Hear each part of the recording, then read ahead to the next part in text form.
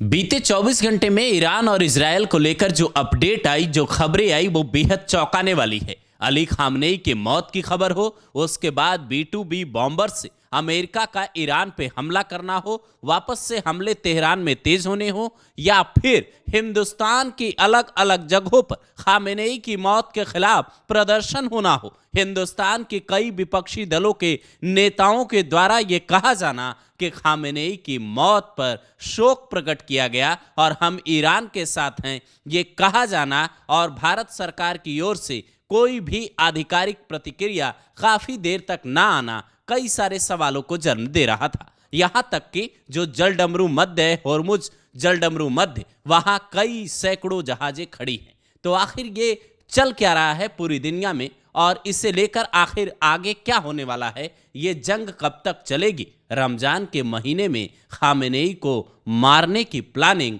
America ने क्यों रची, किसने कहा, और ये सब कब, कहां और कैसे हुआ, ये पूरी जानकारी हम लोग समझने की कोशिश करेंगे। पाकिस्तान में अमेरिकी सैनिकों ने क्यों पाकिस्तानियों को मारा, दर्जनों पाकिस्तानी मारे गए, इस पूरे मामले पर बातचीत करने के लिए हमारे साथ राहुल मौजूद हैं। राहुल, क्या लगता है, पाकिस्तान तो अमेरिका की गोद में जाकर बैठ गया था, फिर अब अमेरिकी सैनिक ही पाकिस्तान में घुसकर पाकिस्तानियों को क्यों मार रहे हैं?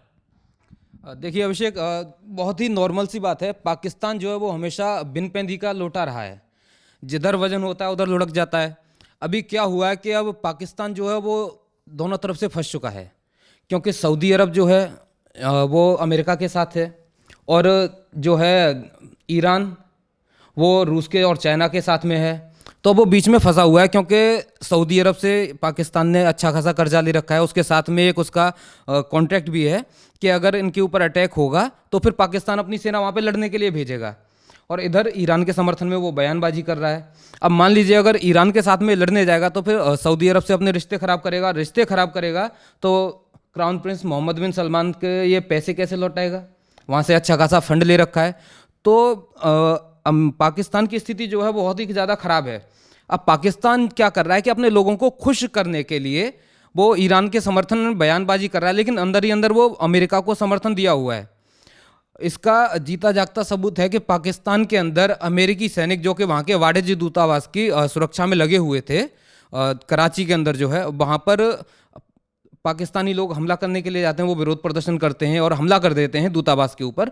उसके बाद में क्या होता है कि वहाँ पे गोली चलती है और करीब 30 से 50 लोग घायल होते हैं उसमें, और जहाँ तक मेरी जानकारी है करीब 1 दर्जन लोग वहाँ पे मारे जा चुके हैं, और आने वाले टाइम में वो और ज़्यादा बढ़ सकता है आंकड़ा।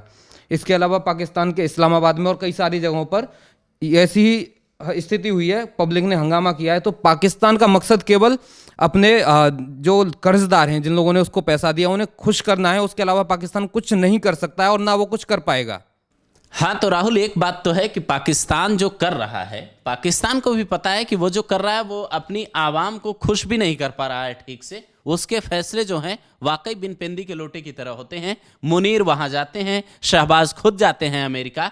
अब यूएई से जो डील हुई थी इनकी, आप जरा देखिए कि जिस डील का जिक्र आपने किया, यूएई पर तो एक तरीके से हमला ही कर दिया ईरान ने, वहां भी बमबारी हुई, और उसके बाद अब पाकिस्तान क्या सेना भेजेगा? पाकिस्तान तो पांव और हाथ पीछे खींच के बैठा है। वो बैठ के ये कह रहा है कि ईरान ने जो हमला की, ईरान पे जो हमला हुआ है वो निंदनीय है। लेकिन एक सवाल और यहां उठता है कि आखिर खामेनेई के जाने के बाद ईरान को संभालेगा कौन? ईरान में तो हालत ये है कि वहां जो मातम मन रहा है सड़कों पे, और भारत में भी तस्वीरें आई, तो आखिर वहां खामेनेई का उत्तराधिकारी कौन होगा?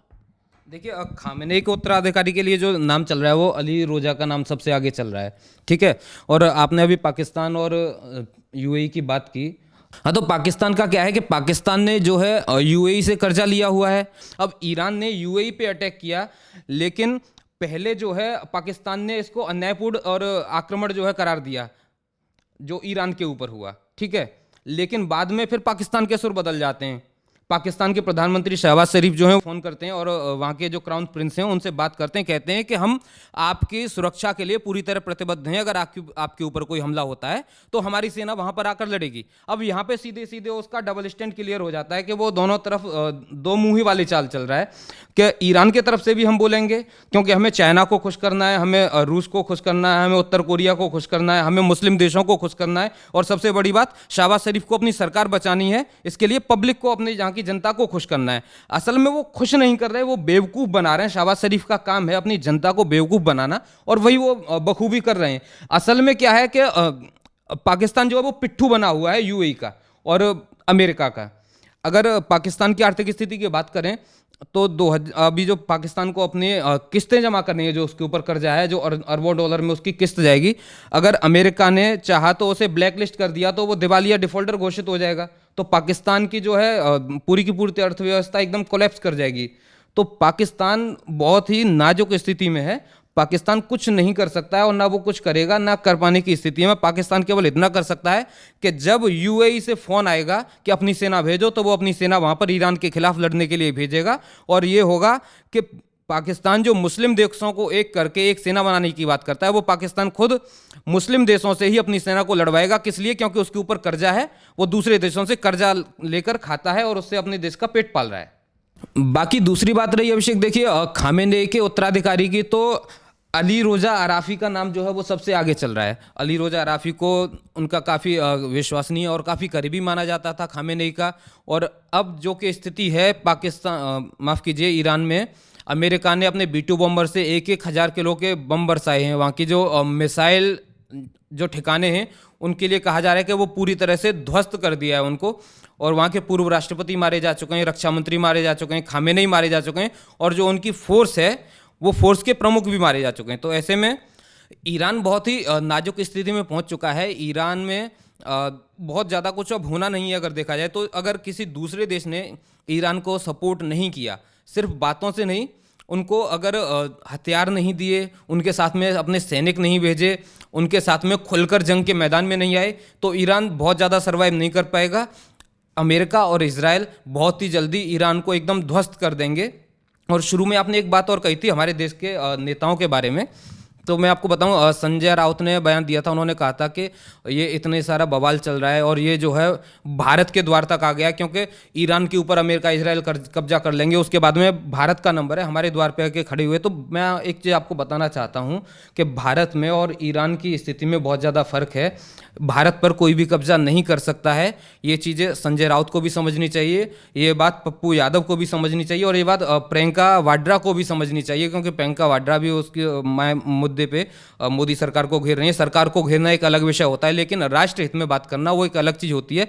तो आप अपने देश को कमज़ोर नहीं आंक सकते, आप दुनिया को एक मैसेज ये नहीं दे सकते कि हमारा देश कमज़ोर है, जबकि आपका देश अच्छा खासा ताकतवर देश है। पूरी दुनिया जो है भारत को सलाम करते हैं। उस समय अगर आप ये कहोगे कि इजराइल और अमेरिका भारत पर कब्जा कर लेंगे, तो इसका मतलब ये है कि आप दूसरे देश में हो रहे युद्ध पर भी अपने देश में राजनीति करना चाह रहे हैं, जो कि सरासर गलत है। वाकई राजनीति का शिकार जो है ना, वो मुझे लगता है ईरान में अली खामेनेई की जो सत्ता गई, अली खामेनेई की जो कुर्सी गई, अली खामेनेई के माथे पे जो निशाना अमेरिका ने लगाया, 30 जो बम वहाँ पे जो वो मीटिंग कर रहे थे करीब 40 कमांडर्स के साथ, तो वहाँ पे जो बम बरसाए गए, वो सब कुछ एक ऐसा ही था कि रजा पहलवी वंश का जो आपने बताया था कि अंत हुआ शासन का, और उसके बाद ये रजा पहलवी के जो पहलवी वंश के जो लोग थे वो एक तरीके से अमेरिका से मिले हुए हैं। लेकिन एक बात और है कि जो जिस सऊदी अरब की बात हो रही थी कि सऊदी अरब क्या करेगा, वो सऊदी अरब के प्रिंस ने कई बार ट्रंप को फोन किया 1 महीने के भीतर, और ये हमले की प्लानिंग रची गई। रमजान के महीने में ही वाशिंगटन पोस्ट जब ये दावा करता है राहुल, तो ये पता चलता है कि किस तरीके से आपस में मुसलमानों को लड़ाने की, मुस्लिम मुल्कों को लड़ाने की साजिश जो है रची गई अमेरिका और इजराइल की ओर से। अब आप इससे कैसे देखते हैं पूरे मसले को? अपनी राय दोस्तों कमेंट बॉक्स में जरूर दीजिए।